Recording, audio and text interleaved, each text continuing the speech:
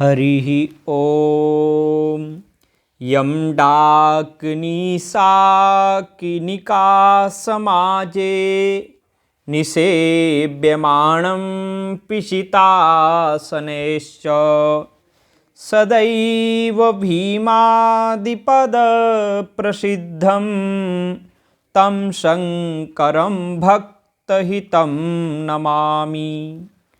श्री हरिशरणम।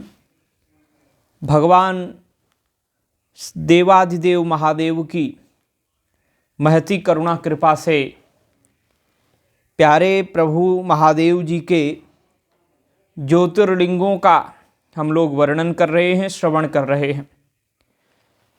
तो 12 ज्योतिर्लिंगों में हमने 12 ज्योतिर्लिंगों का इतिहास, उनकी भौगोलिक स्थिति, पौराणिक आख्यान, सांस्कृतिक विवरण, पर्वोत्सव, यातायात एवं ठहरने के स्थान तथा लिंग रहस्य इत्यादि का वर्णन हम श्रवण कर रहे हैं, उसके बारे में परिचित हो रहे हैं। सर्वप्रथम हमने सौराष्ट्र में श्री सोमनाथ महाप्रभु के बारे में जाना, उसके बाद श्री मल्लिकार्जुन भगवान के बारे में जाना जो श्रीशैल में विद्यमान हैं। तत्पश्चात उज्जैन में महाकालेश्वर भगवान का श्रवण किया। उसके बाद हमने ओंकार और परमेश्वर, अमलेश्वर, इन सब भगवान के जो ज्योतिर्लिंग हैं, एक ही रूप, एक ही देव के एक ही लिंग के 2 विभाग हैं, उनका श्रवण किया। फिर आज ही हमने श्री केदार भगवान का, केदारेश्वर ज्योतिर्लिंग का वर्णन किया।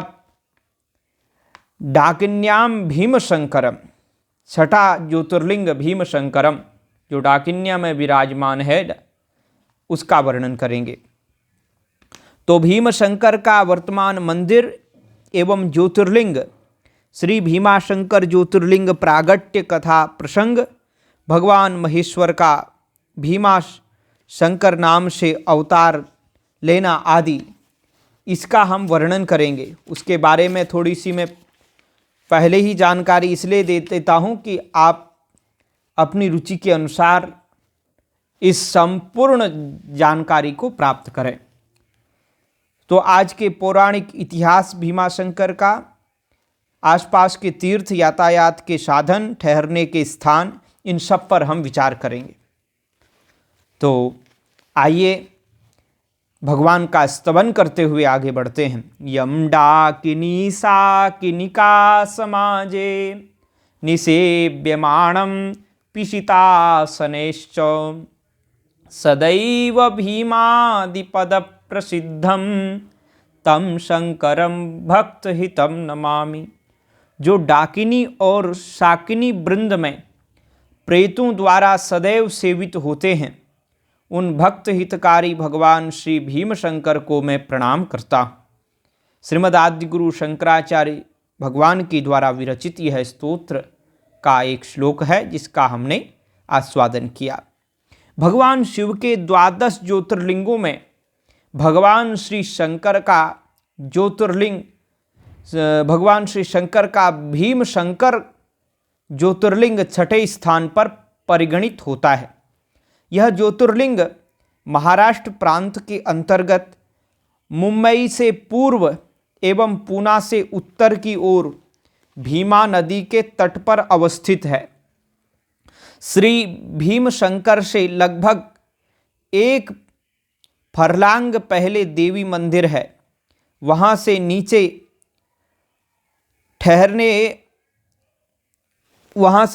उतरने पर श्री भीमशंकर का मंदिर मिलता है।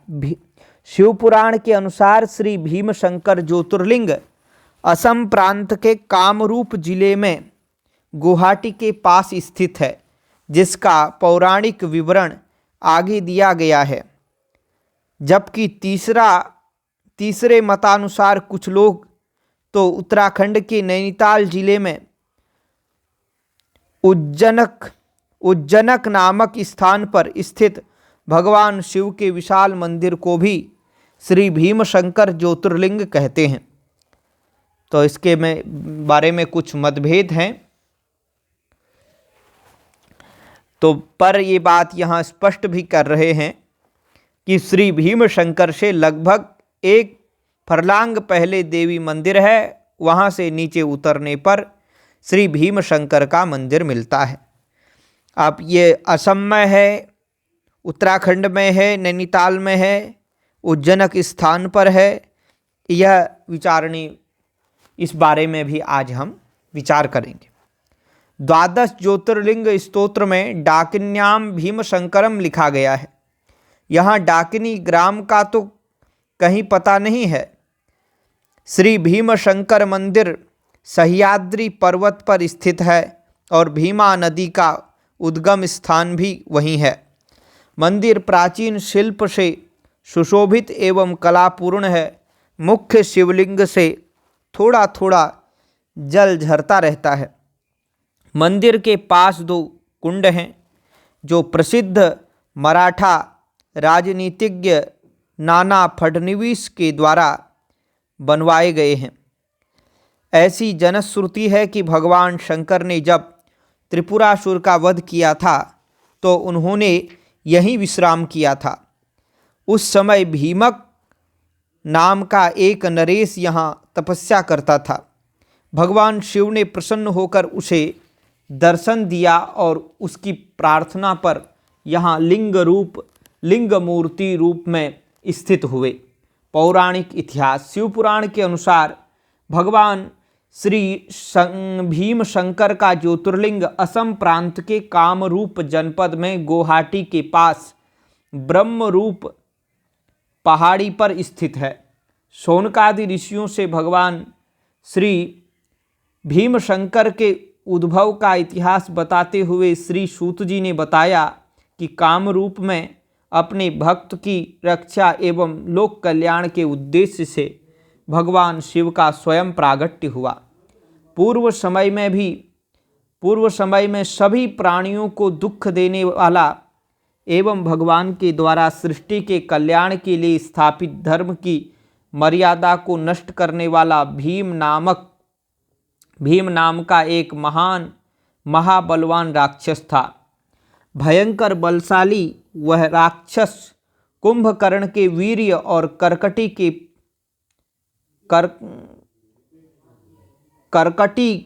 पुत्री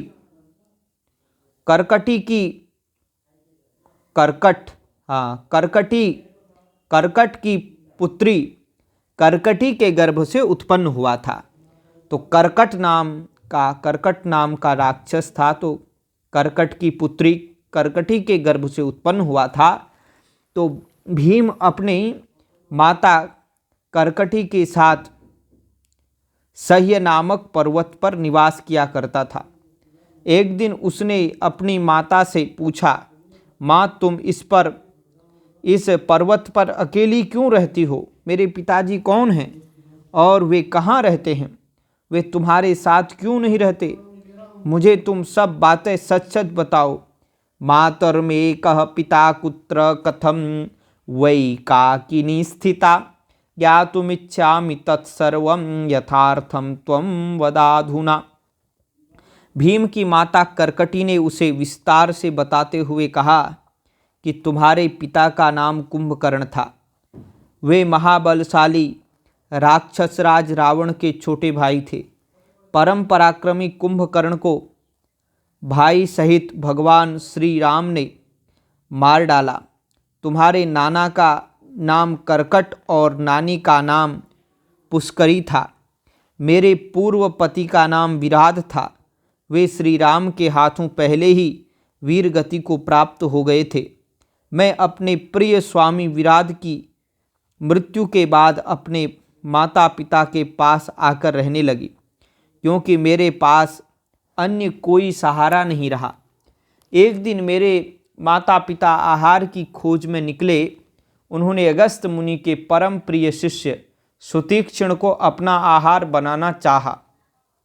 सुतीक्ष्ण महान तपस्वी महात्मा थे। उन्होंने तत्काल अपने तपोबल से मेरे माता पिता को जलाकर भस्म कर दिया। उनकी मृत्यु के बाद मैं अकेली और अनाथ हो गई। मेरे ऊपर दुखों का पहाड़ टूट पड़ा। मैं दुखी और निराश्रित होकर इस पहाड़ पर एकाकी जीवन व्यतीत करने लगी। एक दिन इस स्थान पर राक्षस राज रावण के छोटे भाई परम पराक्रमी कुंभकर्ण आए। उन्होंने मेरे साथ समागम किया और मुझे यहाँ छोड़कर चले गए। समय पूरा होने पर तुम्हारा जन्म हुआ। बेटा, तुम अपने पिता के समान महान बलशाली हो। अब तुम ही मेरे एकमात्र अवलंबन हो। तुम्हें ही देखकर मैं अपने जीवन के शेष भाग को व्यतीत कर रही हूँ। अपनी माता कर्कटी की बात सुनकर अतुल बलशाली भीम क्रोधित हो उठा। उसके मन में भगवान विष्णु से प्रतिशोध लेने की भावना प्रबल हो गई। उसने विचार किया कि भगवान विष्णु ने श्री राम के रूप में मेरे पिता कुंभकर्ण को मार डाला। मेरे नाना नानी उनके भक्त सुतीक्षण के शाप से भस्म हो गए, और तो और विराट को भी उन्होंने ही मार डाला। इस प्रकार श्रीहरि के द्वारा मेरे परिवार को विनष्ट किया गया। मैं उनके इस कुकृत्य का बदला अवश्य लूँगा। उसने अपनी माता से कहा कि यदि मैं अपने पिता का पुत्र हूँ तो मैं श्रीहरि को भारी कष्ट दूंगा। इस प्रकार निश्चय करके भीम तपस्या करने के लिए वन में चला गया। उसने विशेष शक्ति अर्जित करने के लिए श्री ब्रह्मा जी की प्रसन्नता हेतु कठोर तपस्या प्रारंभ कर दी। 1000 वर्ष के दीर्घकालीन तप के बाद लोक पितामह श्री ब्रह्मा जी ने प्रसन्न होकर भीम को दर्शन दिया। उन्होंने भीम से कहा कि राक्षसेंद्र, मैं तुम्हारी कठोर तपस्या और तुम्हारे धैर्य से परम प्रसन्न हूँ तथा तुम्हें वर देकर संतुष्ट करना चाहता हूँ। तुम अपने इच्छानुसार वह मांगकर संतुष्ट हो जाओ। भीम ने कहा, पितामह, यदि आप मुझ पर वास्तव में प्रसन्न हैं तो अतुल बल और पराक्रम प्रदान करके मुझे तीनों लोकों में अजय बना दीजिए। मेरी आपसे यही अभिलाषा है। ब्रह्मा जी भीम को मनोवांछित वर प्रदान करके स्वधाम चले गए। श्री ब्रह्मा जी से अतुल बल पराक्रम का वर प्राप्त करके भीम परम प्रसन्न हुआ। उसने अपने निवास पर आकर अपनी माता कर्कटी को प्रणाम किया और अहंकार पूर्वक कहा, माँ, अब तुम अपनी आँखों से मेरा बल और पराक्रम देखोगी। अब मैं इंद्रादि देवताओं के साथ उनके सहयोगी श्री हरि का भी संहार कर डालूँगा, क्योंकि मेरे परिवार को उन्होंने ही विनष्ट किया है। अपनी माँ से इस प्रकार कहकर उस दुष्ट दैत्य ने देवलोक पर आक्रमण कर दिया। ब्रह्मा जी के वर के प्रभाव से उस अजय राक्षस ने इंद्र, अग्नि, वरुण, पवन आदि समस्त देवताओं को परास्त कर दिया। देवलोक पर भीम का अधिकार हो गया। युद्ध में उसने भगवान विष्णु को भी पराजित कर दिया। देवताओं को जीतने के बाद भीम ने विशाल सेना के साथ पृथ्वी को जीतने का अभियान चलाया।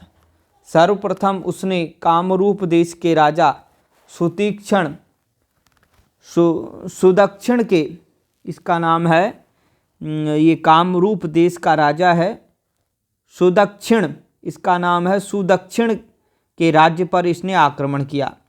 महाराज सुदक्षिण से भीम का भयंकर संग्राम हुआ और ब्रह्मा जी के वर से अजय भीम ने अंत में भगवान शिव के परम भक्त महावीर सुदक्षिण को युद्ध में पराजित कर दिया।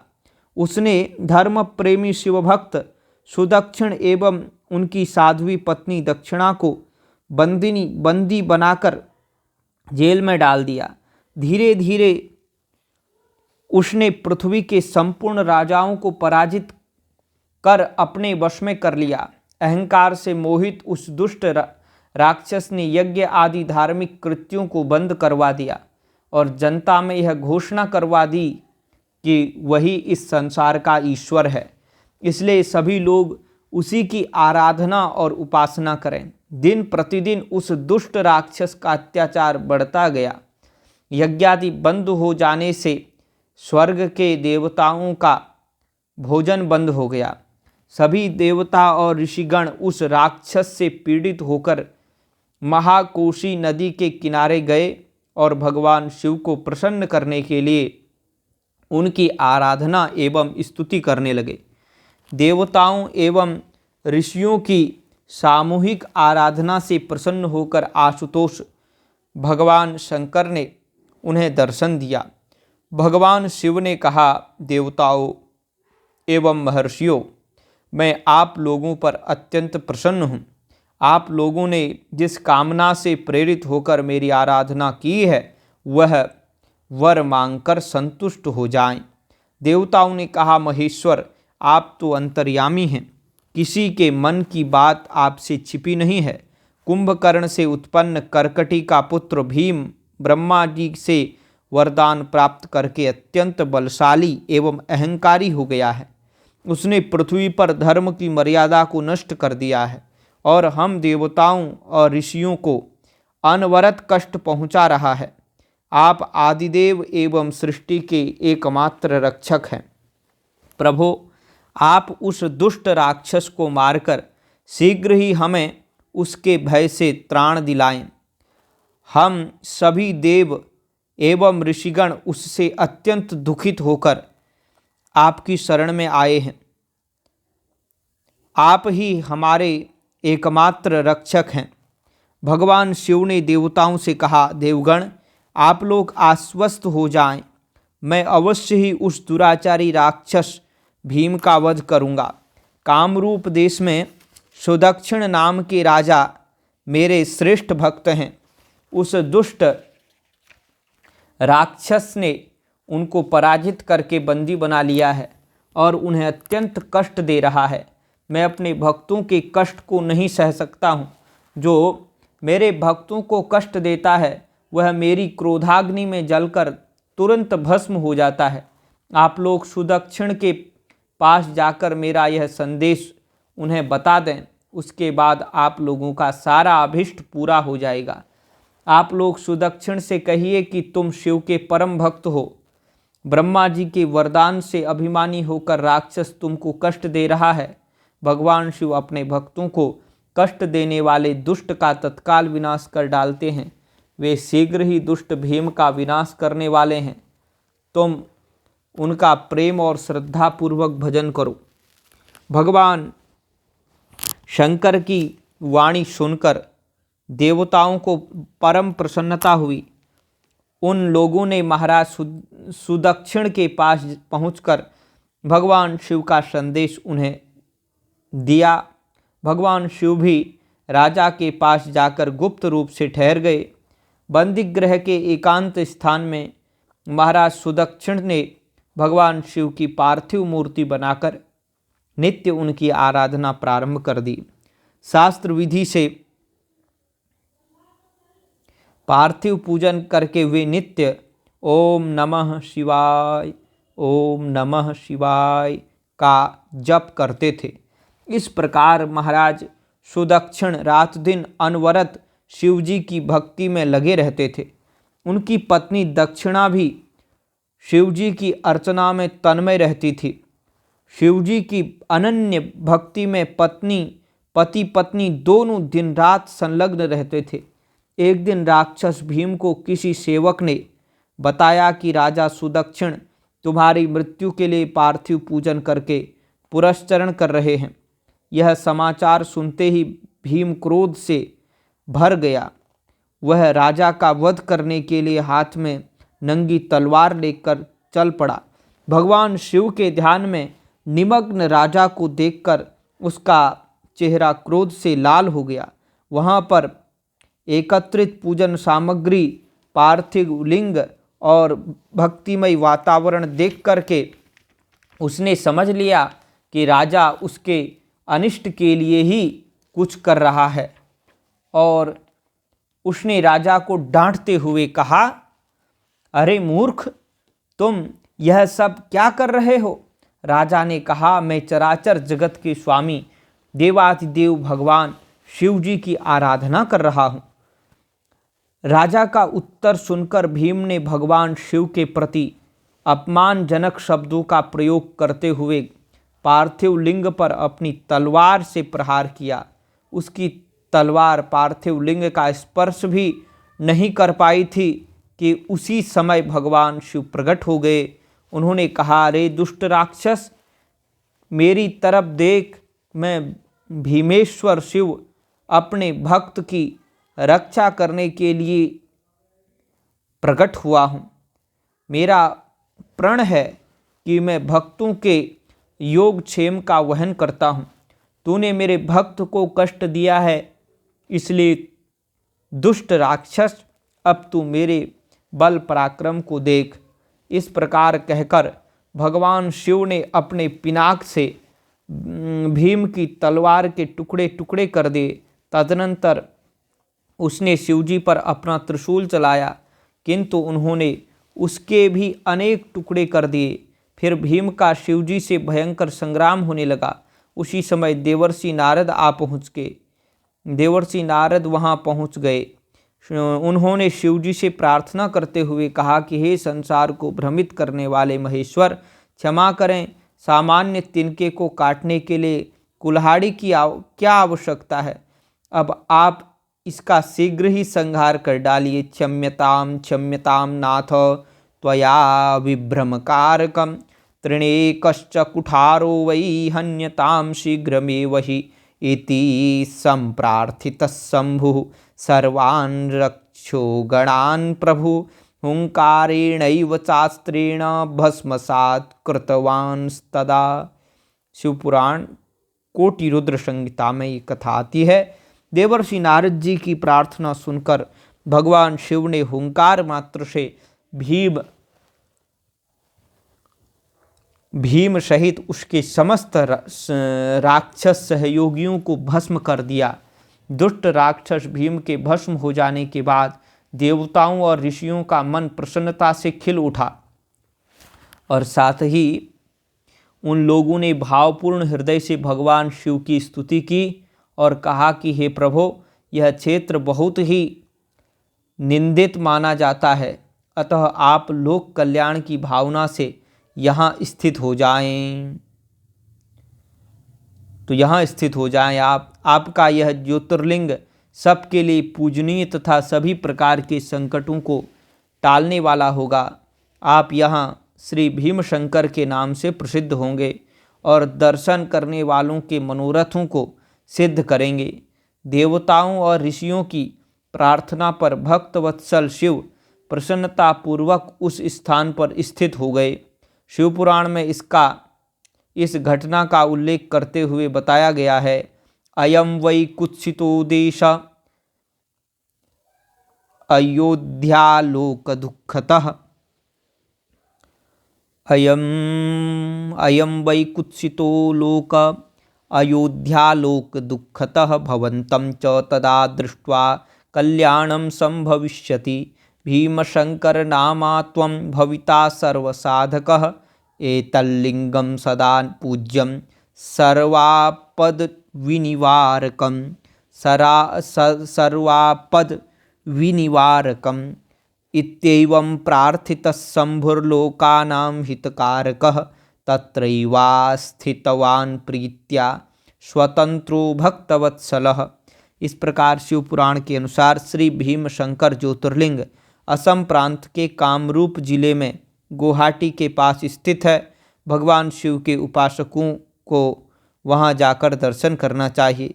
जनश्रुतियाँ तथा भीमा नदी को आधार बनाकर मुंबई से पूर्व और पूना से उत्तर सह्याद्री पर्वत पर अवस्थित ज्योतिर्लिंग की मान्यता श्री भीमशंकर ज्योतिर्लिंग के रूप में है। यहाँ स्थित श्री भीमशंकर ज्योतिर्लिंग से ही भीमा नदी का उद्गम है। इसी नदी को पंढरपुर में चंद्रभागा भी कहते हैं। शिवलीलामृत, गुरुचरित्र, स्तोत्र रत्नाकर आदि ग्रंथों में इस ज्योतिर्लिंग की अद्भुत महिमा का गान किया गया है। गंगाधर, रामदास, श्रीधर स्वामी, ज्ञानेश्वर आदि संत महात्माओं ने इस ज्योतिर्लिंग की महिमा का वर्णन किया है। रघुनाथ पेशवा ने यहाँ एक कुआं खुदवाया था। पुणे के साहूकार चिमडाजी अंताजी नाइक भिंडे ने 1737 ईस्वी में इस मंदिर के लिए सभा मंडप का निर्माण करवाया था।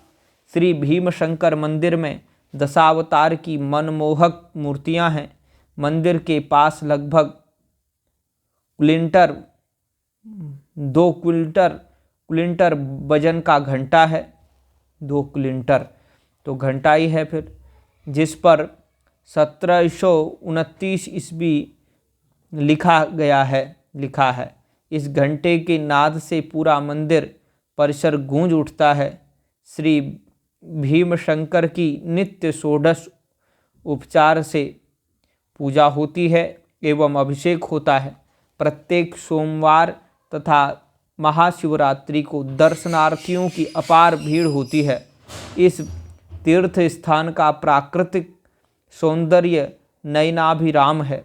आसपास के तीर्थ श्री भीमशंकर मंदिर के आसपास मोक्ष कुंड, ज्ञान कुंड, गुप्त भीमेश्वर, सर्वतीर्थ, पापनाशनी, आख्या तीर्थ, व्याघ्रपाद तीर्थ, साक्षी विनायक और गोरखनाथ का आश्रम, दैत्य संहारिणी, कमलजा देवी का स्थान, कमलजा तालाब, हनुमान तालाब आदि दर्शनीय तीर्थ हैं।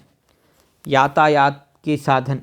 भगवान श्री भीमशंकर ज्योतिर्लिंग के दर्शन हेतु यातायात के 3 प्रमुख साधन हैं।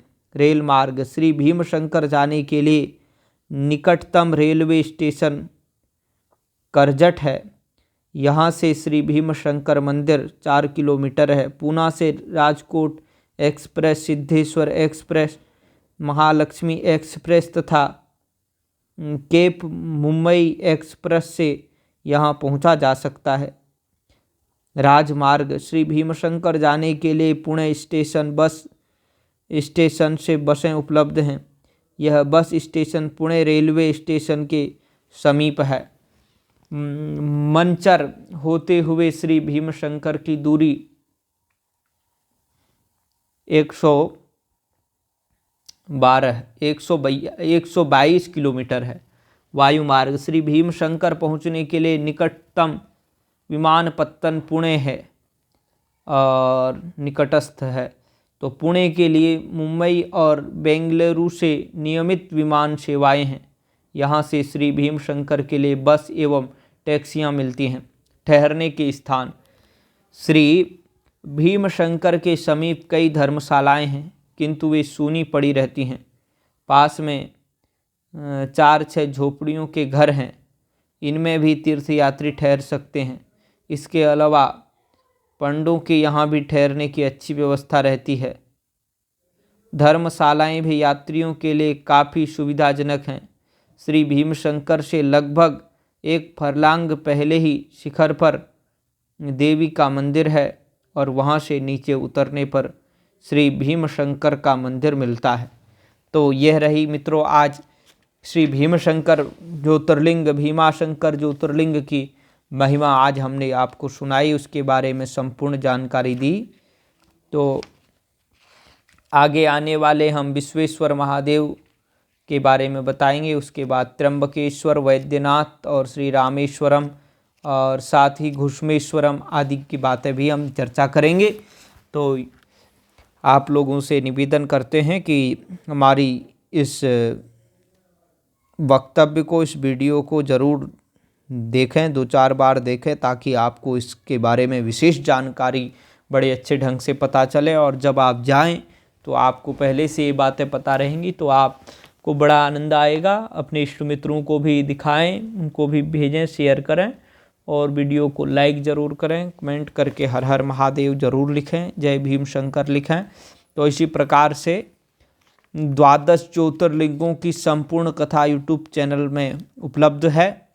अभी यह भीमाशंकर ज्योतिर्लिंग, इससे पूर्व 5 ज्योतिर्लिंगों की कथा आ चुकी है। ये छठे ज्योतिर्लिंग भीमशंकर ज्योतिर्लिंग है। तो 6 ज्योतिर्लिंगों की कथा आपको यूट्यूब पर उपलब्ध है और 6 ज्योतिर्लिंगों की कथा बाद में उपलब्ध करा दी जाएगी समय आने पर।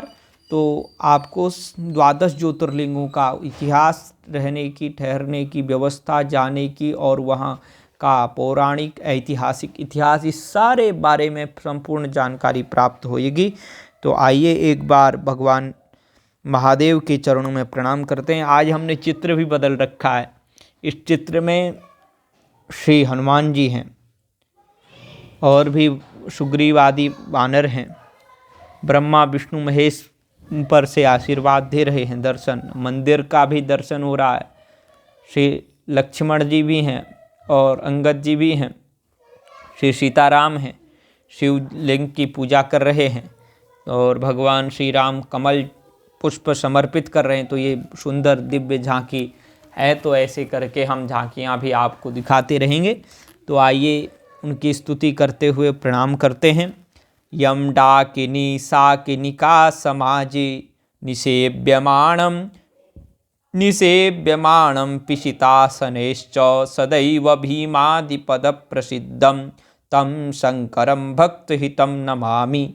जो डाकिनी और शाकिनी वृंद में प्रेतों द्वारा सदैव सेवित होते हैं, उन भक्त हितकारी भगवान श्री भीमशंकर को हम प्रणाम करते हैं, बारंबार नमन करते हैं। हर हर महादेव, जय माँ गंगे, हर हर गंगे। तो बनी रहिए हमारे साथ, इसी प्रकार से आनंद लेते रहिए। जय श्री राधे, जय माँ गंगे, नारायण नारायण।